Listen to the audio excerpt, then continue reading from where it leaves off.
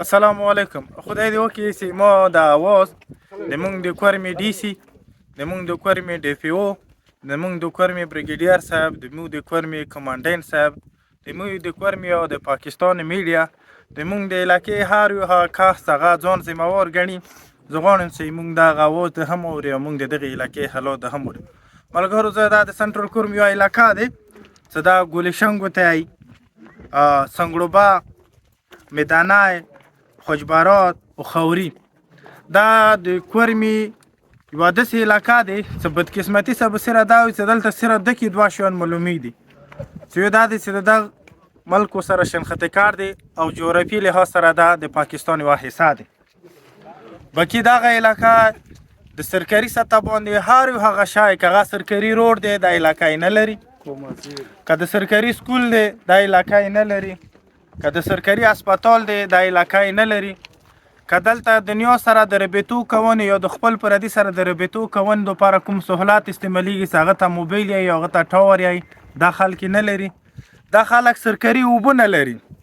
دا خلک په کلونو چې دلته د خلک سپینګیري شو، ځوانان شول او دا ماشومان به ځوانان کېږي، دغې علاقې ته د ډي سي دوره نشته، دغې علاقې ته د بریګیډیر صاحب ویزټ نشته دی، دلته د کمانډنټ صاحب راتګ نشته دی، دلته ډي پی او صاحب راتګ نشته، دلته یهاں تک چې ای سی صاحب تحصیلدار صاحب بیا نه رسي.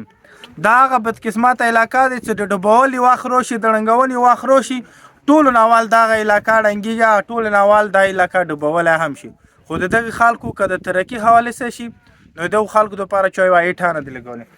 دا د دغې علاقې ټول مشران دي و د دغو صرف دا ګیله دی صرف اوسه پرې موږ ته څوک پوښتنې ته نه رسي. موږ د پوښتنې ځای نشته دی، موږ د پوښتنې دفتر نشته دی، موږ د پوښتنې افسر نشته دی.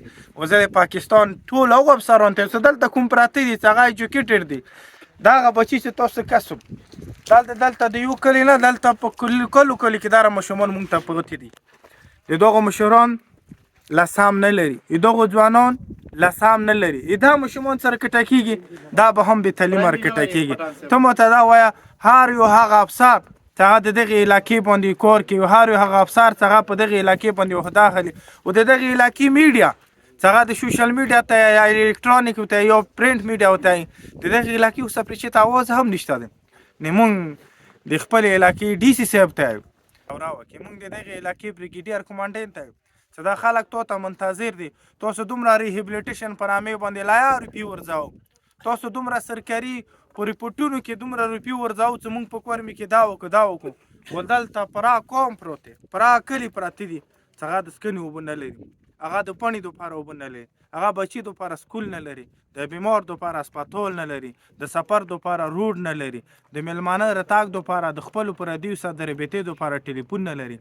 نو دا علاقه خو سره د جغرافیې لحاظ سره یا د شنختې کار لحاظ سره ښه کپي نه دی که نه. په کار دا دی دا د دغو ټولو مشرانو خواهش دی چې مونږ علاقې ته افسران راشي، د مونږ حالات وښیو.